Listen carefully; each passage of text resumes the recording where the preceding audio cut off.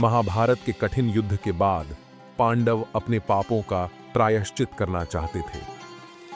अपने भाई बंधु और अपने ही परिवार के साथ संघर्ष के बाद उनका मन शांत नहीं था और वे भगवान शिव के दर्शन के लिए हिमालय की ओर चले गए ताकि उनके आशीर्वाद से उन्हें पापों से मुक्ति मिल सके।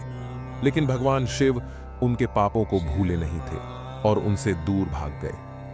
गुप्त रूप में शिव जी गुप्तकाशी के पहाड़ों में जाकर छुप गए। पांडव गुप्तकाशी तक भी पहुंच गए, लेकिन शिवजी ने खुद को और छुपाने के लिए नंदी का रूप धारण कर लिया ताकि उनका असली रूप पहचाना न जा सके। एक दिन भीम ने उनके इस गुप्त नंदी रूप को पहचान लिया। भीम ने देखा कि एक भैंस नंदी के रूप में कई भैंसों के झुंड के साथ छुपने की कोशिश कर रही थी। भीम ने आगे जाकर दो बड़े पहाड़ों के बीच अपने पैरों को फैलाकर एक बड़ा रास्ता बनाया। सभी भैंसें तो निकल गईं, लेकिन नंदी रूपी शिव ने सोचा, मैं देवों का देव महादेव हूँ, ऐसे किसी के पैरों के नीचे से नहीं जा सकता। यह सोचते ही उन्होंने खुद को जमीन के अंदर अंतर्ध्यान करना शुरू कर दिया। नंदी का पूरा शरीर धीरे धीरे जमीन में जाने लगा।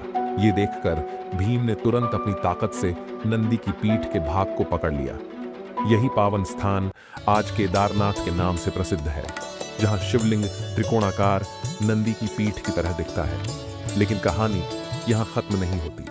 भगवान शिव के शेष अंग भी हिमालय के अलग अलग स्थानों पर प्रकट हुए। तुंगनाथ में शिव जी की भुजाएं प्रकट हुई, जहां पांडवों ने उनकी आराधना की। रुद्रनाथ में उनका मुख प्रकट हुआ और पांडव वहां भी उनकी तपस्या करने लगे। मध्यमहेश्वर में शिव जी की नाभि प्रकट हुई और यहाँ पांडवों ने अपने पापों का प्रायश्चित करने के लिए भक्ति और समर्पण किया। और आखिरी स्थान कल्पेश्वर था, जहाँ शिव जी की जटाएं प्रकट हुई। यही 5 स्थलों को हम आज पंच केदार कहते हैं। ये 5 स्थान शिव और पांडवों के प्रेम और तपस्या की कहानी को याद दिलाते हैं।